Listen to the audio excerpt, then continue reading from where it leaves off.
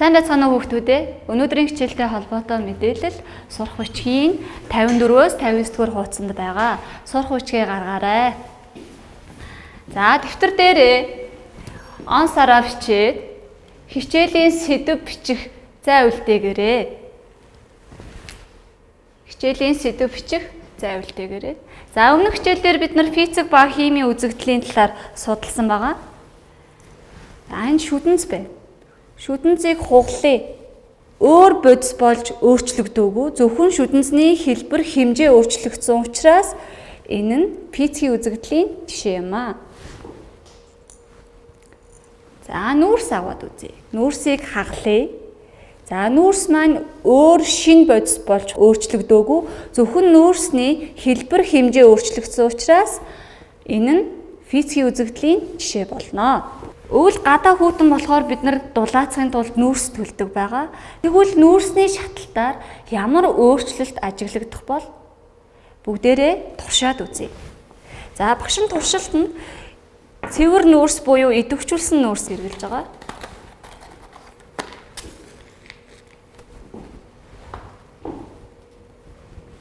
За, идэвхжүүлсэн нүүрсээ тэглийн хавчаараар бариад шатай. За, шатах үед халсан нүүрсний хэлтэрхий орч үүсгэж байгаа. Тэгэхээр энэ бол шаталт эхэлснийг илэрхийлж байгаамаа. Энэ урвалын үгэн тэгштэглээр илэрхийлж бичиж. Нүүрсний найрлагын ихэнх хувийг нүүрс дүрэгч эзэлдэг. Нүүрс дүрэгч нь агаар дахь хүчил дүрэгчтэй харилцан үйлчилж нүүрс дүрэгчийн оксид үүсгэдэг. Гэхдээ агаар дахь хүчил дүрэгч хангалттай үед нүүрсний найрлаган дахь нүүрс дүрэгч агаар дахь хүчил дүрэгчтэй харилцан үйлчилж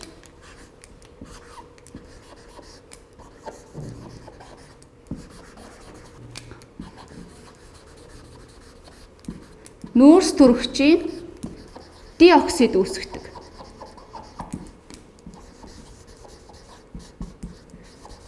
Нүүрс дүрэгчийн диоксид нь өнгөгүй үнэргүй хий. Нүүрс дүрэгчийн диоксидыг өөрөөр нүүрс хүчлийн хий гэж нэрлэдэг. Хэрэв хүчил дүрэгч хангалтгүй нөхцөлд нүүрсэн дэх нүүрс дүрэгч агаар дахь хүчил дүрэгчтэй харилцан үйлчилж нүүрс дүрэгчийн монооксидыг үүсгэдэг. Нүүрс дүрэгчийн монооксид нь өнгөгүй, үнэргүй хий. За, нүүрс дүрэгчийн монооксидыг өөрөөр угаарын хий гэж нэрлэдэг. За, тэгэхээр энэ хоёр урвалаар үүссэн хий хоёулаа өнгөгүй, үнэргүй хий байна. Тэгэхээр нүүрс дүрэгчийн диоксид буюу нүүрсний хүчлийг ялгахын тулд таних шаардлагатай болно гэсэн үг. Зөвхөн нүүрсний шаталт болоод төршний шаталт модны шаталтаар үүсгэхээс гадна бидний амьсгалаар ялгарч байдаг. Амьсгалаар ялгарч байгаа нүүрс хүчлийг таних туршилт хийж үзцгээе.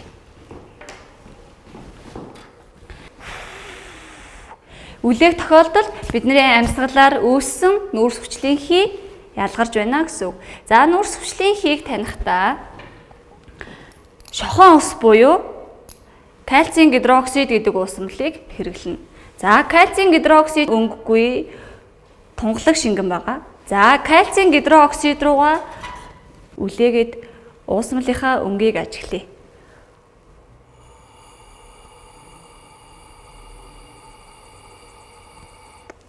Уусамлын өнгө хэрхэн өөрчлөгдөж байгааг ажиглаарай.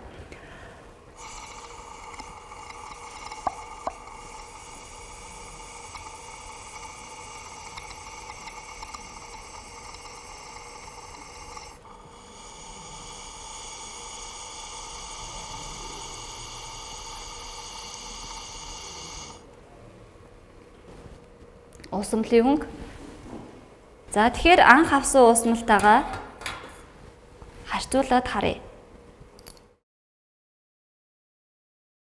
За, харьцуулаад харах юм бол амьсгалаар ялгарсан нүүрс хүчлийн хий кальцийн гидроксидтай харилцан үйлчилсэний үр дүнд уусмалд булингор үүссэн байна. За энэхүү урвалыг урвалын үгэн тэгштэглээр илэрхийлж бичье.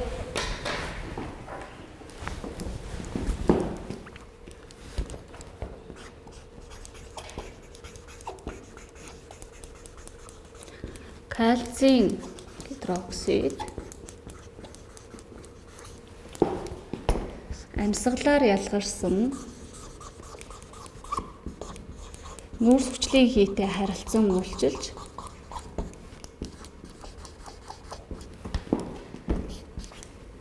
кальцийн карбонат ба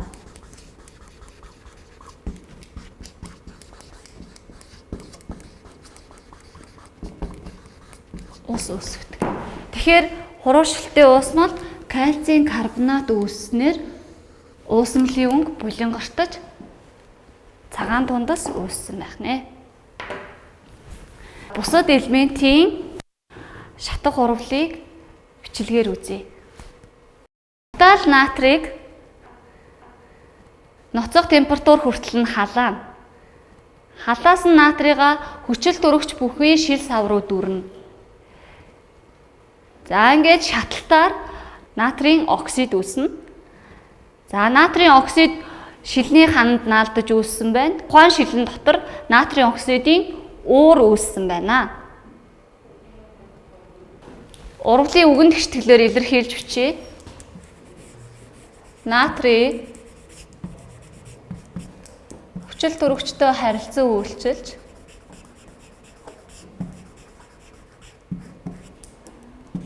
натрийн оксид үүсгэнэ.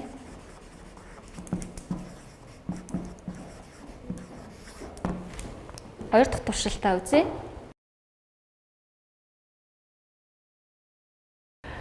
Нунтаг шар өнгөтэй хөхрийг ноцох температур хүртэл нь халаана.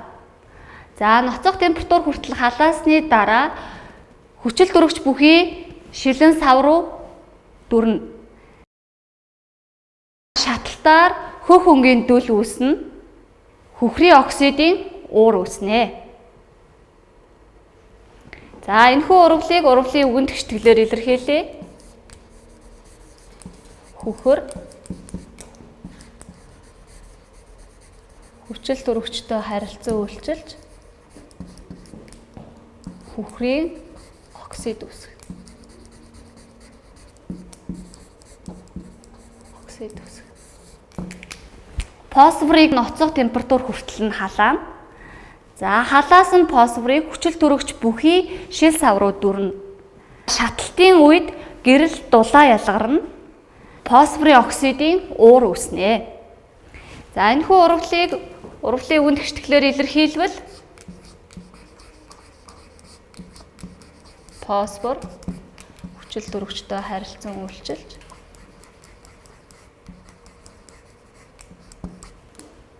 фосфорын оксид үүсгэнэ.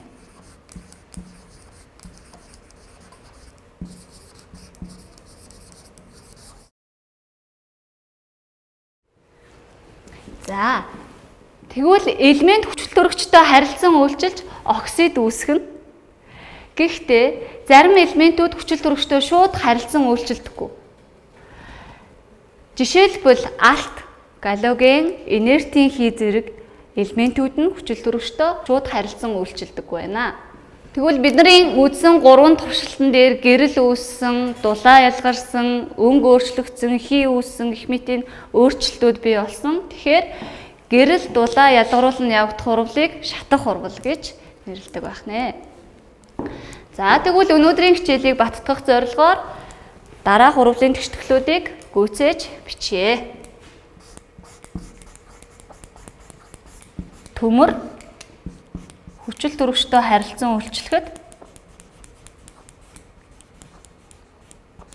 ямар бодис үүсэх вэ? Төмрийн оксид үүснэ.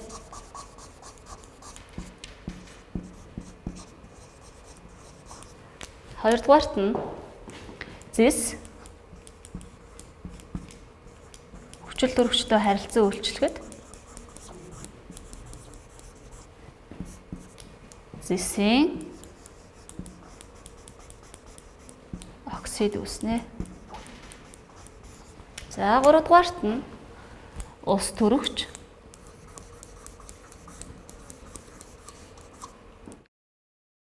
Хүчил төрөгчтэй харилцан үйлчлэхэд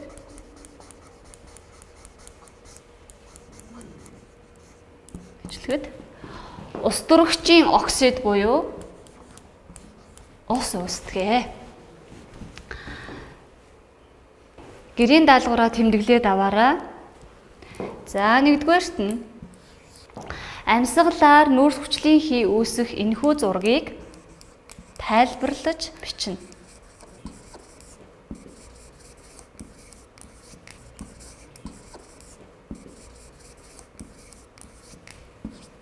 2-р нь дараах урвалын тэгштэглүүдийг гүйцээж бичээрэй. Дараах урвалын тэгштэглийг гүйцээж бичээрэй. Өнөөдрийн хичээлээр бид нар оксид үүсэх талаар судлаа. Тэгэхээр өнөөдрийн хичээлийн сэдэв оксидыг